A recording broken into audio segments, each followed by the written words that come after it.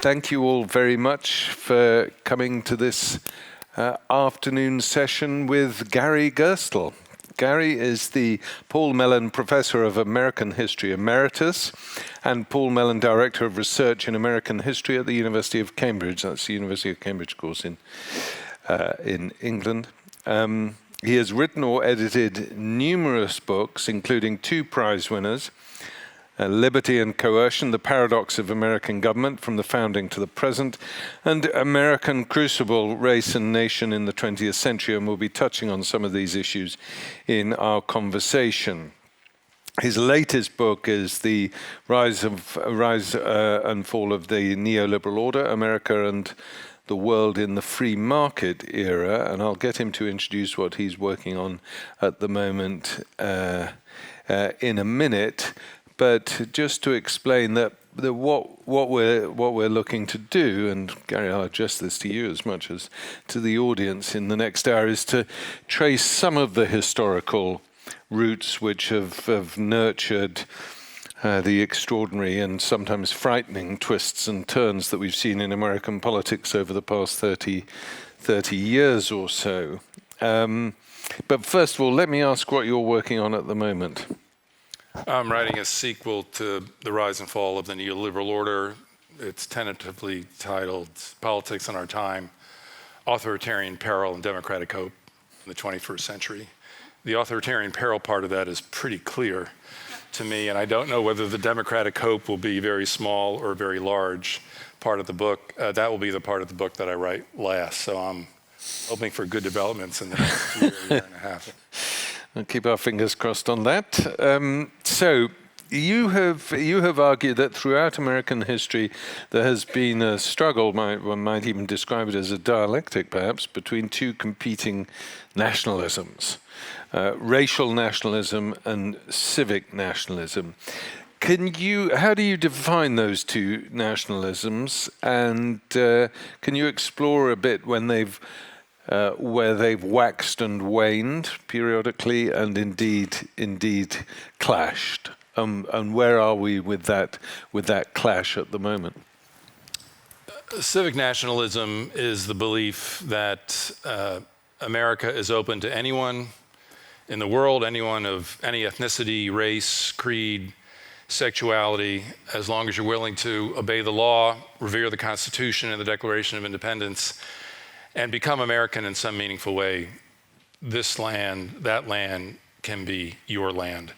It's encoded in 2 very important documents. One, the Declaration of Independence, all men are created equal, and the U.S. is coming up to its 250th anniversary of that world historical document. The other, even a more profound statement, comes out of the Civil War in America between 1861 to 1865, and most people don't recognize its profound nature because of the anodyne way in which the words of the 14th Amendment are written. It simply says, every person born on the soil of the U.S. is a citizen of the U.S. That is probably the most profound democratic statement ever written into law in the United States. It means it doesn't matter if you're old or young, if you're Asian or Black or Latino or Irish or Jewish, or in today's language, homosexual or gay or trans, you're born on the soil of the United States, you are a citizen of the United States, no questions asked. It's a profoundly egalitarian sentiment, not just aspiration, but encoded into law. The Trump administration is trying to get rid of what is called birthright citizenship. And they are the supporters, or many of the people in his movement are supporters of racial nationalism, which is in some ways the opposite of civic nationalism, the idea that America was meant to be a land for people of European descent. Not all Europeans. In fact, it comes down to about 5 countries: Britain, Ireland, Scandinavia, Germany. That's about it. And there was a time even when Ireland was not included in that. Yes, Ireland was not included. And Eastern and Southern Europeans, Central Europe is a little shaky. Some are in, some are out. But Eastern and Southern Europeans were most definitely considered to be not welcome by the standard of the racial nationalist tradition. Now, for these traditions to survive as long as they have, means they have to be protean, they have to be resourceful, they can't be just etched in stone, they have to be able to respond and be flexible without losing their core meanings. And so to study the ebb and flow of these two sentiments across American history is to be aware that what is racial nationalist in one moment may not be racial nationalist in another moment. And also civic nationalism has had to evolve, because what does it mean to be a citizen? Is it enough to have free speech? Is it enough to have rights if you're accused of a crime? Well, for the 20th century, the answer to that is no. You need employment security. You need welfare provision if you fall on hard times. The notion of citizenship can expand, in other words. And both these traditions have changed their character, their manifestations, without changing their essence. The revolutionary moment is a moment of civic nationalist triumph, as is the early aftermath of the Civil War, when the 14th Amendment was passed.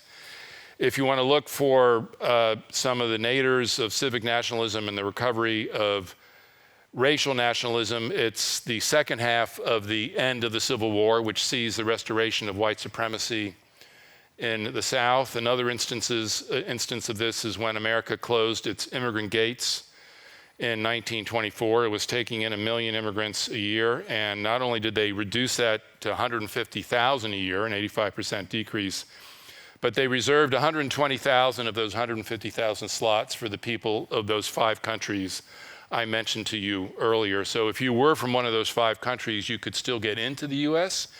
If you were from Eastern Europe, if you were from Africa, if you were from East or South Asia, you had no chance of getting in. The only exception to that was Latin America, because there was a need for Latin American labor. And of course, this has huge implications, not just for the United States, but if you think of the people wanting to flee Europe in the interwar years in World War II, they were not welcome in the United States. They couldn't get in. Poland would have a quota of 2,000 people a year, Italians 2,000 a year, Greeks 2,000 a year.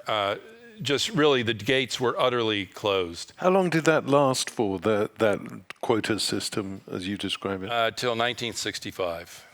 From 1924 to 1965? Yeah, it was modified a little bit in the 1950s, but only in 1965 is that racial nationalist tradition renounced clearly in law, and it's a part of the civil rights movement of the 1950s. I wanted actually to come back with a follow-up about civic rights nationalism.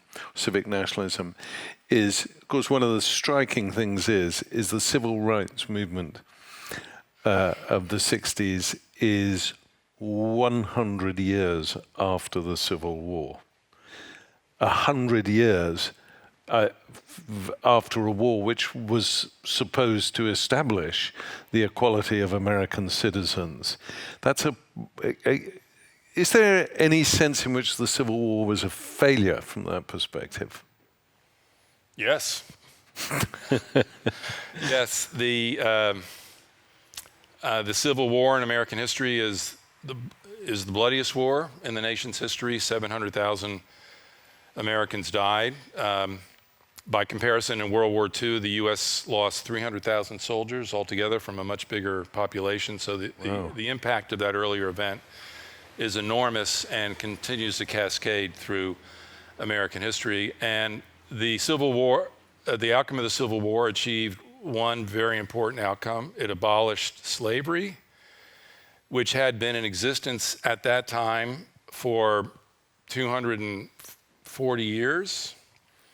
And America is just approaching the moment when its period of freedom, in other words, non-slavery, is as long as its period of slavery. And that's an important matter to keep in mind, because if you're trying to understand why the United States has had so much difficulty escaping the consequences of its slave era, think of a country living this way for 250 years before it found the will to eradicate it.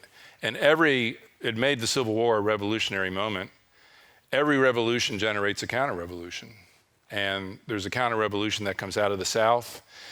And the victorious North is faced, it has a dilemma. It says, we got to put the country back together, and we got to give blacks not just freedom, but equal rights.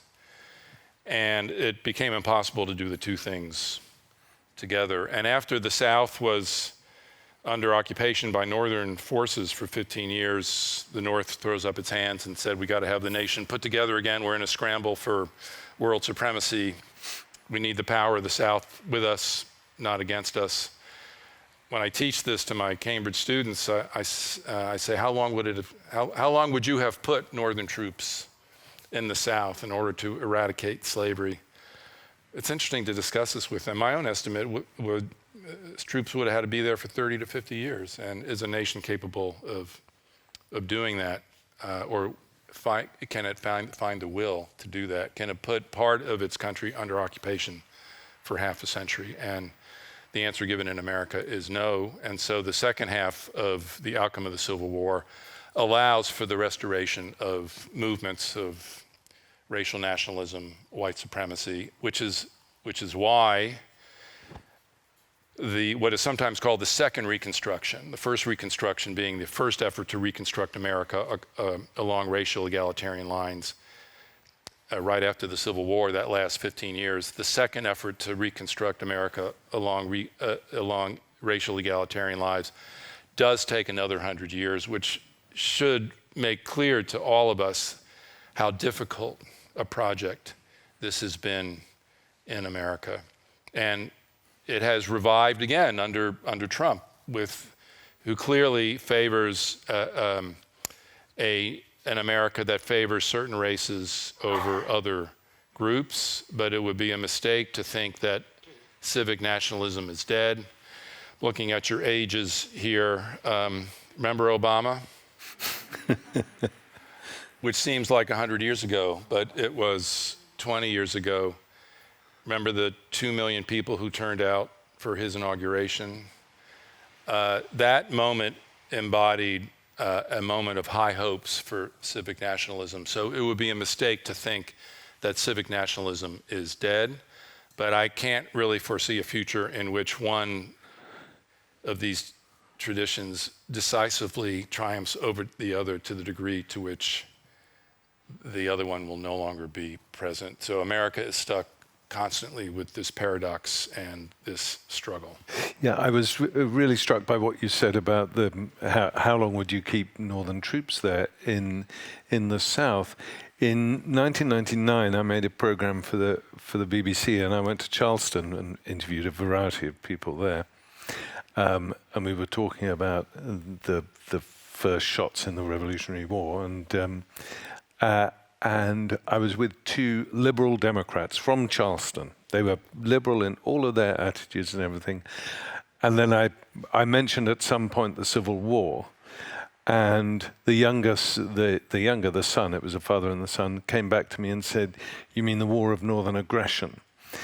And I thought, wait a minute, this is 1999. These are liberals in Charleston, and they still refuse to accept it as anything other than an invasion.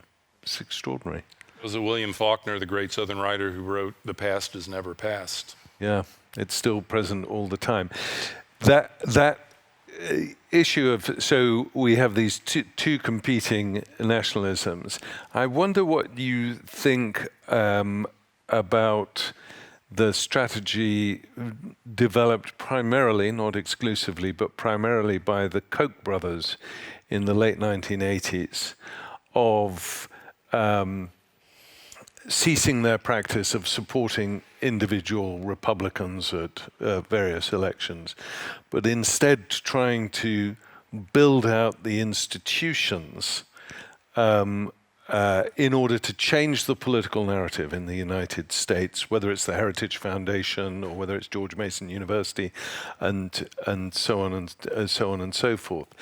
And it struck me as you were talking that this was an attempt to sustain what is ultimately the unsustainable, which is the rule of white males primarily, but from those countries that you talk about, is that they understood that there's going to be a demographic shift. that white males are increasingly in a minority, the people who've exercised power there for however long, centuries, and they have to come up with a way of preserving it. Would you agree that Trump, in a way, is a culmination of strategies like that? In part, yes, and in part, no. I have to unpack that scenario a little bit. The Koch brothers were, I wouldn't say they were and still are, some are still living, first and foremost racial nationalists. They really believe in freeing capitalism from its fetters, and they're willing to welcome people of all races into that endeavor, as long as the regulatory state that has tried to impose some discipline on capital and spread its rewards, as long as that regulatory state is completely abolished. Now, I write about this in my neoliberal book. This is a way of thinking that began with Hayek, with Milton Friedman, and they saw not just Soviet tyranny, but they saw social democracy in Europe. They saw the New Deal in the United States as all leading to collectivist tyranny. And so it became their project to dismantle the regulatory state, to dismantle social democracy, to free capitalism from its fetters. This thinking began in the 1930s and 40s. For 20 or 30 years, they were irrelevant to politics in Europe and America. And their big opportunity comes as a result of the Great Recession of the 1970s and the inflationary period. This thinking, of course, which actually started here in Vienna. Absolutely. That moment of the 70s, when you have the Great Recession in the 70s, up until that point, post the New Deal, and particularly post 1945, America seemed to have hit a sort of golden mean of how you regulate capitalism successfully, so that more or less all sectors, possibly with the exception of some of the racial minorities, but all sectors were integrated and bought into it. What was the secret of that period of the sort of late New Deal up until the 1970s? The Roosevelt administration developed a series of policies. The capitalism was in crisis in the 1930s. And the crisis began in the United States. Remains the worst capitalist crisis. Capitalism was simply not functioning. And this opened up opportunities for regulation that otherwise would not have been there. And it allowed the United States to escape its fondness for a weak central state and strong private markets as being the way to prosperity. This was not the first instance of trying to impose regulation on the powerful engine of American capitalism, but this time it lasted, in part because World War II, with its regulations on the domestic economy, brought the economy back to full health. And then the Cold War intervened in a very important and powerful way. I think, absent the Cold War, all the achievements of the Roosevelt administration would have been rolled back. Really? Yep. But suddenly you have a superpower rival that not only has a nuclear bomb, but is committed to world revolution and the abolition of capitalism. And all these nations in what was then called the Third World are emerging from European colonialism. And both of these rival systems, American capitalism and Soviet communism, understand that the battle for the Third World is going to determine who is going to be dominant in the globe for the next 30 years. And this was a moment where Americans were insecure enough about whether the success of capitalism under the New Deal would sustain itself, and also where the Soviet economy was performing reasonably well and could legitimately make the claim that if you're a worker, you might be better off under a communist regime than under a capitalist regime. And this sense of existential conflict between these two superpowers compels American industrialists to do something they had never really done before and have not done since the end of the Cold War, and that's to arrange a compromise with the working class, to say, we will share more of our wealth with you because we understand that in order for us to beat the Soviet Union, we need a working class that is reasonably happy, reasonably secure. So it's a threat of communism that puts a kind of discipline on American capitalism that had not been there before, with the exception of the Great Depression. And that leads to a great compression, the only period in the last 150 years in which inequality, economic inequality, decreased in America was precisely the era of the Cold War, where the gap between rich and poor narrowed. An executive today in America makes, well, let's say 2,000, because I don't even know what the ratio is today. It changes every year, it goes up and up. Let's say 2,000, it was a normal executive in America made 300 times what the average assembly line worker made. What's the ratio in 1960? You want to take a guess? It's about 7, isn't it? It's a little worse than that, but 16. 16. So an executive in 1960 is making 16 times what an average worker makes. In 2000, 300 times what an average worker makes. So the Cold War is the era of greatest equality in American society, the most robust welfare state.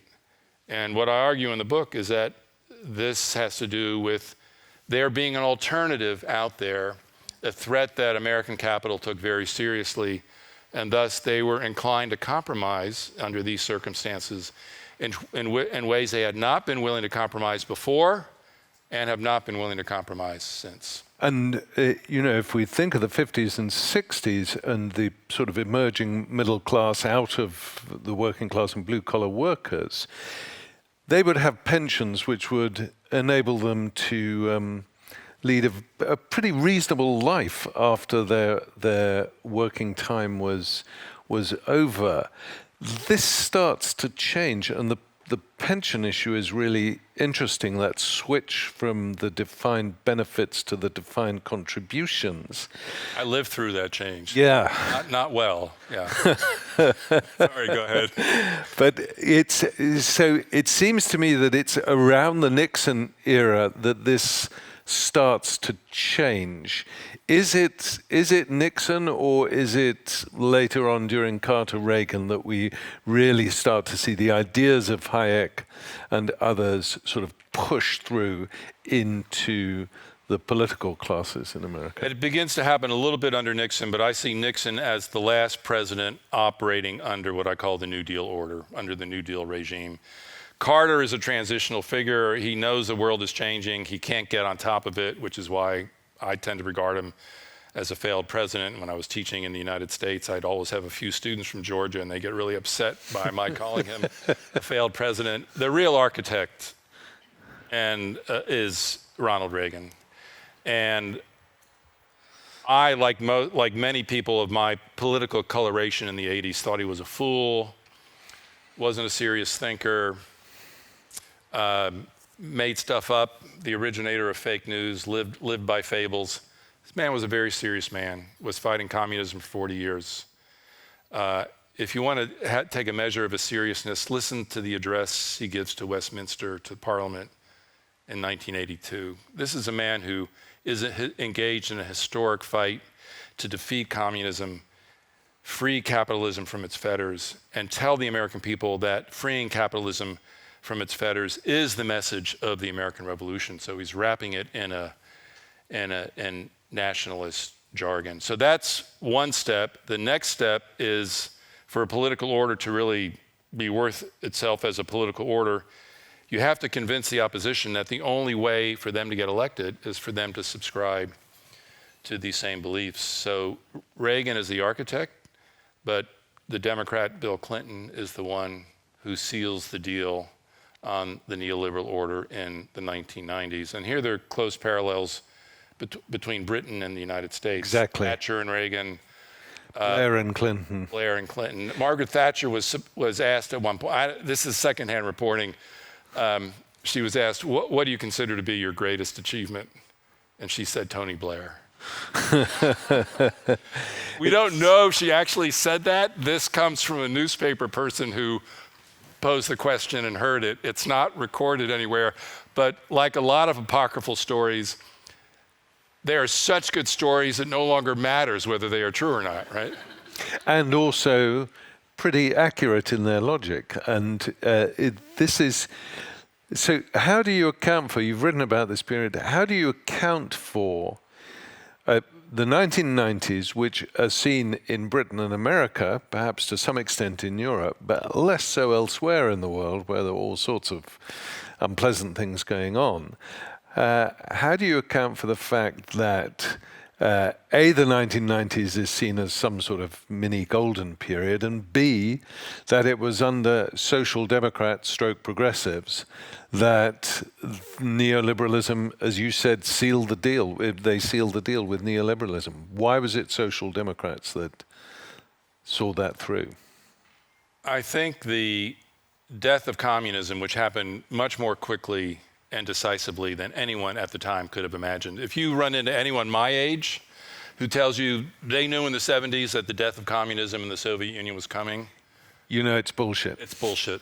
It's bullshit. It was I don't know if there's another example of an empire dissolving itself so quickly and completely in the last 2,000 years.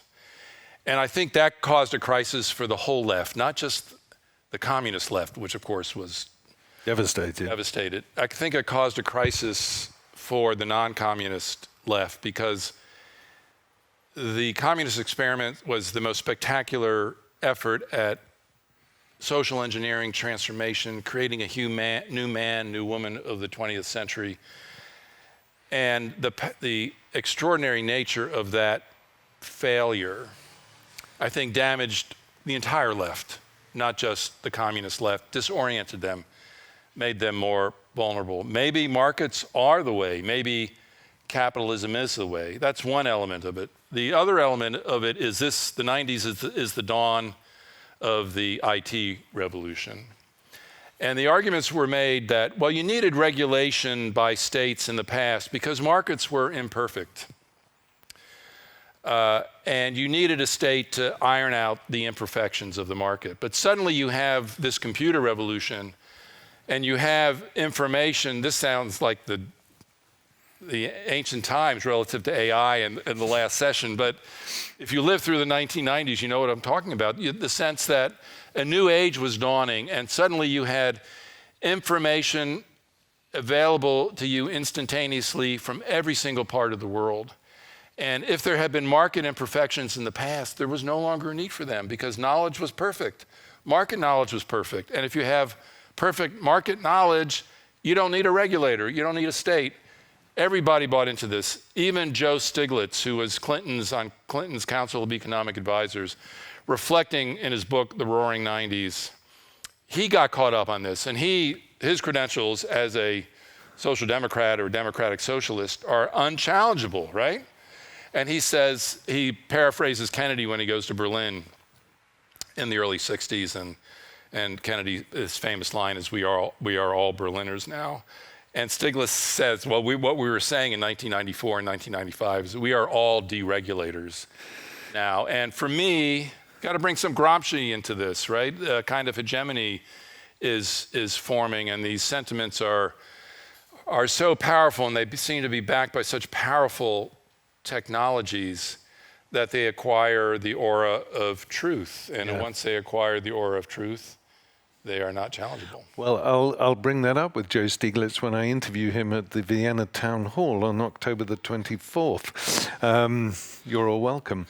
I want to go back to that thing I was talking about the working class and middle class in the 1960s, because it is to that sort of America that Trump seeks to appeal. Am I right that it's that memory of America, ironically a sort of Democratic Party America, It's 1950s America. 1950s. He doesn't like the civil rights movement. That's right. Yes, civil rights got in the way. 1950s America. Yeah. But, this is something, of course, that he can't possibly reproduce.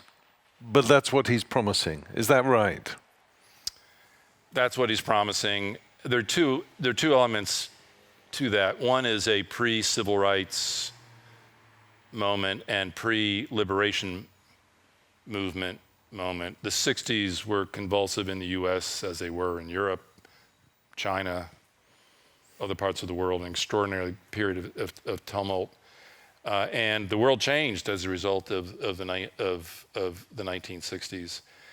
So he wants to reestablish a kind of white supremacy, which was not being challenged very seriously in the 1950s. But he also wants to reestablish, and I think this is something he does understand. He understands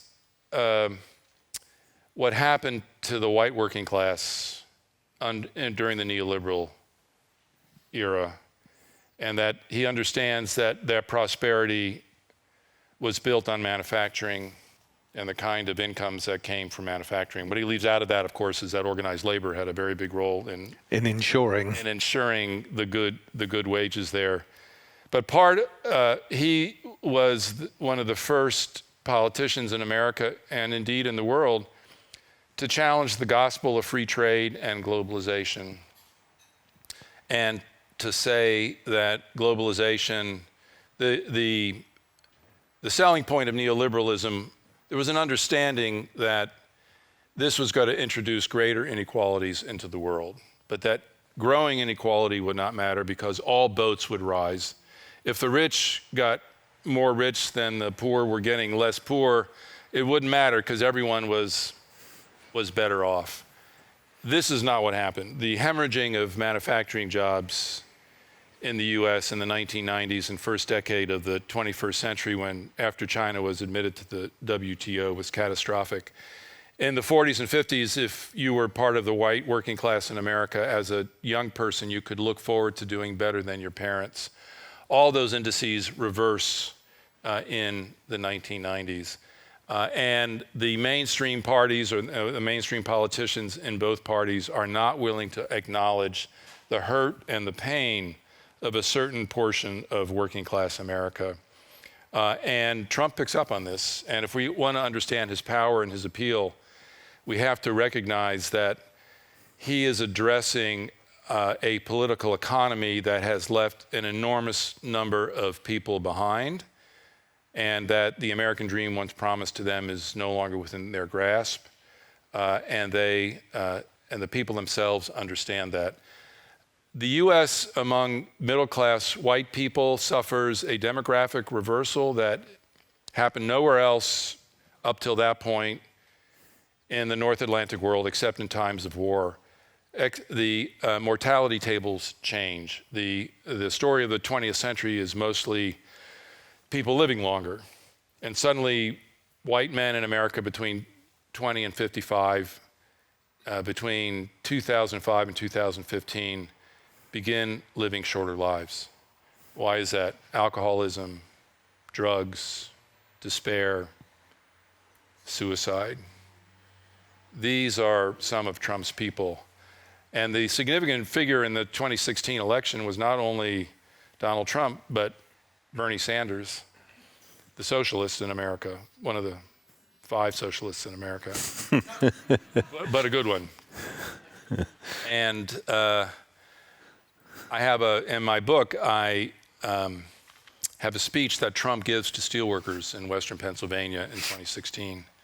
And if you don't know who's giving the speech, you would not know whether it's Donald Trump or Bernie Sanders. Wow. Giving that speech. So Trump gave voice to a part of America that had lost its opportunity and that was aware that it had lost its opportunity.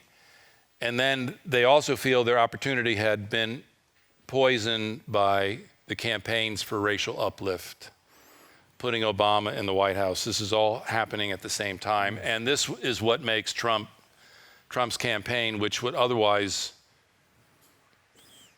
in my mind, be elements of it are justifiable on the economic program, makes it poisonous and so harmful. The sense that we white people are losing out because people of color are gaining on us. And that's not acceptable, because if you're going to take our jobs, if you're going to destroy our communities, God damn it, you cannot take our white privilege. We've looked at some of the social issues, some of the economic issues. I want to have a look at the Constitution. Benjamin Franklin famously responded to a question about whether the new country was a monarchy or a republic. And he said it's a republic if you can keep it. And that partly reflected the fact that a lot of the founding fathers didn't think this was going to last for very long. But in the intervening period, the Constitution has, as you said, revere the Constitution. It's taken on a sort of quasi-religious position in American political consciousness. Is the Constitution now beginning to show its age and beginning to buckle and show signs of wear and tear, that actually it's not capable of managing conflict in the United States? Well, let me say something positive about the Constitution and then something negative. The positive element of the Constitution is that America's had this Constitution governing its republic for more than 230 years. It has never been suspended, except elements of it in times of Civil War and World War II, and now the 21st century. But bracket the 21st century for a moment. That's the good news, because it imparts a kind of powerful continuity to a society. The bad news is that it's not good to have an 18th century constitution that, for all intents and purposes, can't be changed. And America is suffering from this. I wish the constitutional requirements in America for amendment would have been in place for Brexit. And if that had been the case, it wouldn't have happened. It wouldn't have happened. To get an amendment passed, you need 2/3 of both houses of Congress and 3/4 of the state legislatures to approve. That's what you call super majorities. You can't change it, especially in an era of polarization. And the Constitution needs to be changed. And someone I disagreed with while he was living, Antonin Scalia, one of the first conservative justices, he and I disagreed on nothing except one thing, because he was once asked, what would you change in the Constitution? He said, this is a profoundly conservative jurist. He said, I would make it easier to amend. What is very troubling to me now is not just that this is not working, but that a broad majority of Americans don't think it's working anymore. And there's a softening of confidence in the ability of America to function as a democracy. And if we're to understand Trump's success, and especially the second term, I think underlying the willingness of 74 million Americans to vote for him was the sense that democracy was not working, had not been working for the 21st century. These sentiments are particularly pronounced among the young, and they have a good case. If you're 20 or 25 years old and you ask, well, how's America been governed as democracy in those years? Well, you got the 2003 Iraq War, which I consider to be the worst foreign policy mistake in American history. 50-year mistake, in the sense that the repercussions are going to last 50 years. The 2008, 2009 financial crisis, which emerged first and foremost from America. The inability of Congress to address needs of the country on immigration in a reasonable way for decades. Paralysis. If you're concerned about the climate, I've had young people, I was at the Harvard-Radcliffe Institute last year with a lot of young fellows, and they wanted to find me to interview me, but I quickly turned the tables and I was interviewing them. And I would ask them, what do you think about American democracy? And they would say, not much. I said, what do you mean? Well, they said, if anyone's got to solve the climate crisis, it's got to be China. And am I wrong to say that, are they wrong about that? It's not going to be the United States, most probably. And they say, what about Citizens United, this horrible Supreme Court decision from 2010, which opened the floodgates for money, which has made the Senate a bought, corrupt entity. And nowhere is that character of the Senate clearer than in the inability of the Senate to stand up to Trump's transgression of their prerogative. Congress and Westminster are probably the two greatest achieving, proudest legislative bodies in the history of the modern world. And Congress is just laid down, not doing anything. And I asked a conservative podcaster who worked in the Bush administration, I said, Galen, why? Tell me why, you're a Republican. He said, no, by this time I'm left of you, Gary. But I said, no, you're a Republican. I said, why is this going on? He said, they don't care about the Constitution anymore.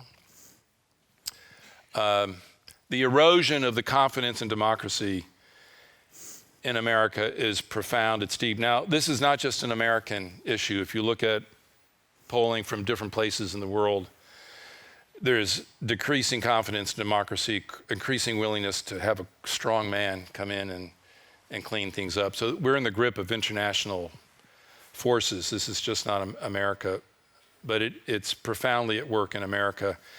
The 250th anniversary of the Declaration of Independence is coming up 10 months from now, July 4th. Yes, you've got some interesting observations about that, because I remember the 200th anniversary. And I do too. And I was in the United Kingdom, but we were flooded with stuff about it. And it must have been extraordinary in the US. It was extraordinary in the US. And those of us who were not happy with America at the time, what do? We organized the People's Bicentennial, separate from the official bicentennial. As far as I can tell, except for Trump's garden of great patriotic heroes, there's no thrill in the government about celebrating this event. And I can't find anyone else outside the government thinking about it. I pose this to people. The difference between 1976 and 2026 is very, very profound and very troubling. And Trump, in a way, I think has been pushing on an open door. Before he got elected, he had an interview or at a town hall where he said, well, I may be a dictator, but it will only be for a day. And then a Time magazine correspondent got him and said, you realize Americans are quite upset about this, about being America for a day, and how do you know it's going to be a day? And first, Trump tried to brush him off, but he didn't give up. He stayed with him.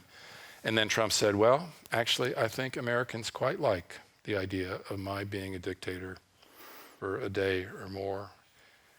And there is this groundswell of interest and support from very different quarters of American society to say, democracy is not working. Let's try a strong man. And I think that this is happening just as the moment when the last witnesses of dictatorship in Europe are passing from the scene. I mean, how many witnesses to the Hitler era are left? So what does it mean for young people who have no connection to that or no family connection to that? They're not thinking Trump is going to be Hitler. They're thinking, okay, we're going to try a strong man, and if it doesn't work out in 4 and 8 years, we'll go back to democracy. That's not how it works. Let me, exactly at that point, bring together, synthesize the discussions we've been having about the nature of nationalism in the US, about the economy, and about the Constitution and Trump. The real concern in the United States is that by the time people wake up to the fact that his solutions are snake oil solutions, by that time, because of what's the inappropriateness of the Constitution these days, and because of the enormous centralization of power that he's presided over, will there be the mechanisms there to prevent a dictatorship and the prolongation of a dictatorship? Does American democracy have sufficient strength to counter that? Citizens, you mentioned Citizens United. That seems to me a really calculated strategy of preventing democratic solutions to social and political conflict. Well, the United States is not Weimar, and what I mean by that, it's not a democracy that's 14 years old before it's challenged. It's hundreds of years old, and and that history matters. It still matters to a lot of Americans, even if they don't really understand it. And in that context, the 2026 election, which is coming up a little bit more for a year from now, is critical. Midterm elections, not a presidential election. And I'm pretty confident that if it's a fair and free election, mark my words, that the Republicans will lose in at least one or perhaps both houses of Congress. And that would be an enormous accomplishment, and it would put constraints on Trump, and then Congress could begin doing its constitutional role. But I'm very worried about the fairness and freeness of that election. And you may have been reading about the militarization of American society and the calling out of the troops, not just police, but active military, first to arrest immigrants, then to erase criminals in Washington, D.C., and now Memphis, and now Portland. It's spreading.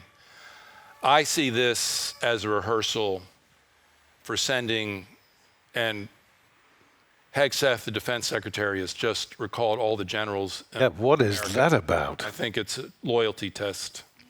Will you obey Trump if he wants to continue with the militarization of the domestic front? My great worry is that this is a rehearsal for sending in troops to northern blue cities for the elections of 2026 to intimidate voters, to keep the wrong kind of voters from getting to the polls. Wow. There's an awareness of this, but it frightens me. So I can't end on an entirely pessimistic note. I think there's a good chance America's losing its democracy. I think that's probably clear to you.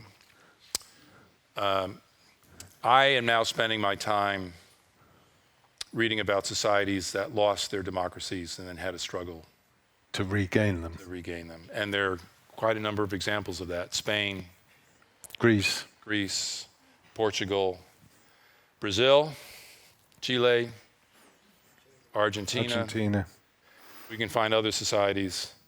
And what that says to me is first, the aspiration to be governed democratically is irrepressible.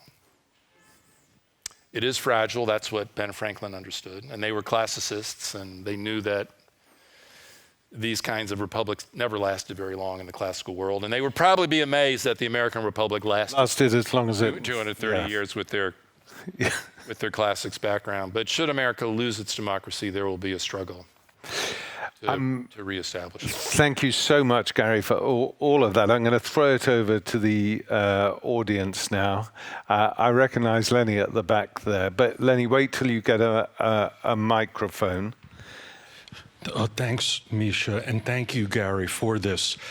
A provocation, because I think it's liberalism itself that's in crisis, less so democracy. And I want to take some of your conception of the constitutional order as an example.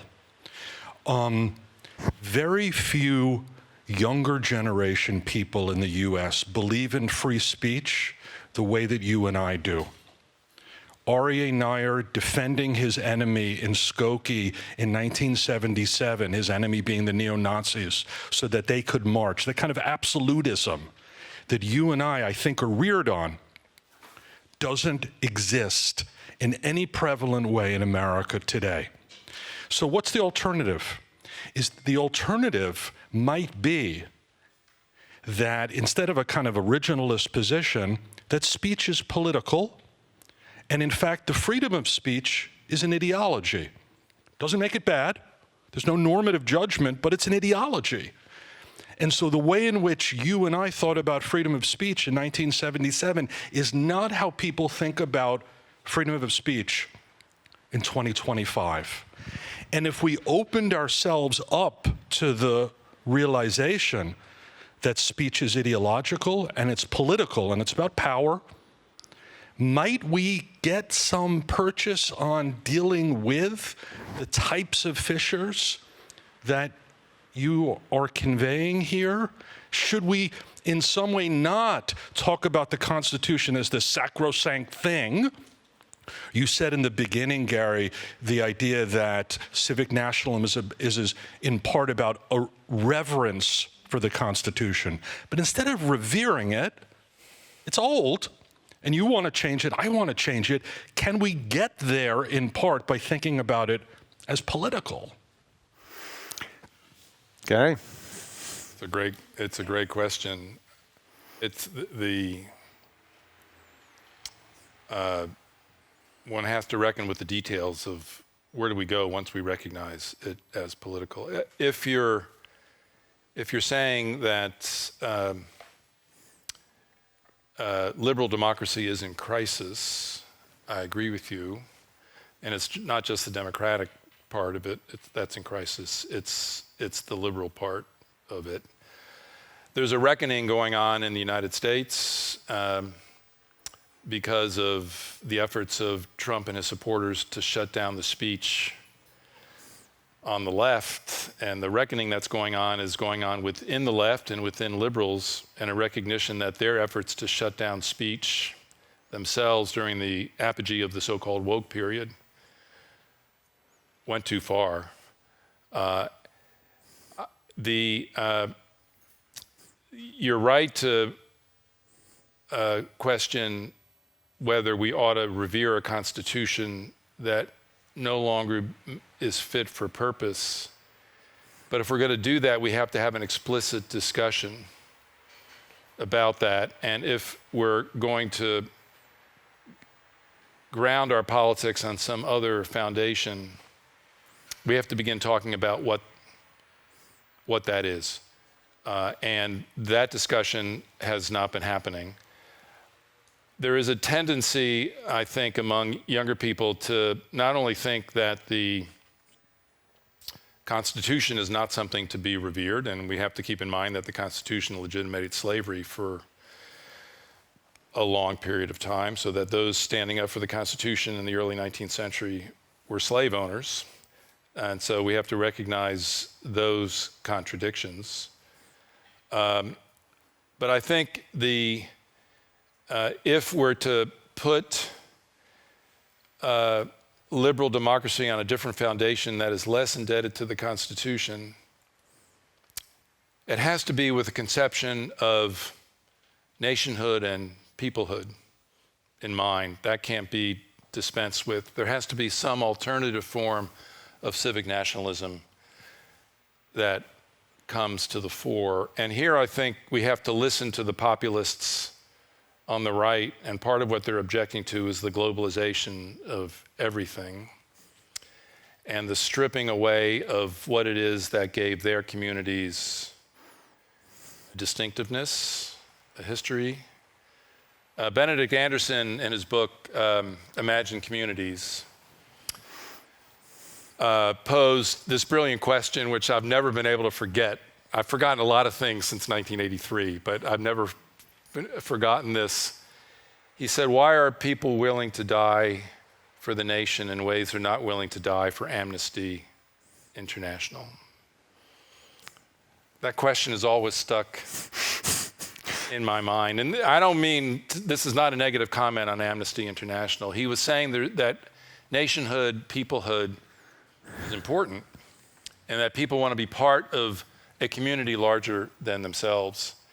And I think it's important that in this moment we listen to that critique, because some of the young people that I think you're thinking of, if you're thinking of some of the same young people as I am, have no use for the American nation, for example. Think it's been totally compromised by racism and slavery and sexism. And I do believe that for democracy to succeed, we need a sense of peoplehood. And it's not going to be universal. It's not going to be the United Nations. It's going to be nations forming themselves into bodies that recognize themselves in each other, and also are able to use the only democratic institution that has really worked in the 20th century, which is the national legislature. The great achievements of social democracy have come through national legislatures, and in the era of globalization, a lot of people want to point to beyond nations, global governance. I would love a form of world government if I could only find one that worked. I don't think we'll find one, and so it underscores the importance of bringing into our politics some sense of peoplehood and nationhood, and that is something that Americans ought to be thinking about as they approach the 250th anniversary of their nation. We've got time for one more question, I'm afraid, so I'll take this one at the front. I do apologize, but time is running out. Right. Hello. I was thinking again about your this framing of racial nationalism versus civic nationalism, and then going back to the original this topic of the Civil War, and also sort of young people losing faith in democracy and the idea of America, which is, do you think there's any way to address the needs of the white working class without sort of, like, for example, I'm an American, and I find it very hard to be sympathetic towards the concerns of the white working class because they've turned, in my view, completely towards a sense of like racial resentment, anti-immigration sentiment, and a lot of gendered resentment, like, you know, with the repeal of Roe v. Wade and sort of the, you know, the fact that Trump is a rapist, and that's completely of no consequence to them. So do you think there's any way to sort of harness this kind of populist sentiment without propping up ideas of racial nationalism or certain, like, you know, regressive ideas of gender? Because to me, this is like one of the, it makes me, I, as an American citizen and as a Democrat, it makes me, I'm very wary of this sort of appeal to populist sentiment because of those reasons, and I don't, yeah. A great question. Thank you. There's not just right populism in America, there's left populism. And there are moments in American history, the progressive era in particular was one of them, where campaigns to restrain the power of capital, campaigns to improve the condition of labor, went hand in hand with the first feminist movement, with the foundation of the NAACP, the crucial civil rights organization of that era. So it's very important to find that you can find in American history moments where the kind of coalition that you are looking for emerged. And I'm with you all the way. We're not going back to 1950s white working class America being on top, or maybe the US is, but it's not acceptable for anyone with a progressive frame of mind to accept that. And we have to find a way to bring you into the challenge is to bring you into conversation with people unlike you who may share some of your economic concerns, to begin to create a basis for solidarity that can then have other stories built on top of that. And again, let me end where I sort of began with the Obama moment. Obama's being erased in a way similar to with the achievements of the first Reconstruction after the Civil War are being erased. But Obama had in mind the kind of America that I think you would want to live in. And you're probably too young to remember. How old were you in 2008? I was 7. Okay, so. Wow. You're I mean, I remember Trump being elected very clearly because I was a freshman in high Yeah. So, but you don't remember the Obama, the joy of the Yes, we can. yes, we can. Yes, we can. And I think it's very important to not lose hope and to keep in mind that American history is full of progressive political movements that achieved great things, not everything, in a way that join together what you see as irredeemably split apart. And it's so important, this is where history becomes important. It's so important not to lose hope of those moments, because in those past moments we can find hope for a better future in what is a dark time. And the final thing I'll say to you is, if Trump serves out his second term, which I expect him to, he will have dominated the presidency longer than any other president in American history other than Franklin Roosevelt himself. He will be, for your generation, for a long time, the only president that you know. You don't have personal experience because Biden is going to fade away pretty quickly. If he hasn't already. If he hasn't already. But there are other alternatives. There is a rich history. And I think it's very important that Americans not forget that history. And the 250th anniversary has to be a moment where some of that history is reclaimed for an America that you want to live in. On that slight note of optimism, surprising perhaps given the previous 59 minutes, I would say I expect you're all waiting to rush out and buy Gary Gerstle's book from the bookstore.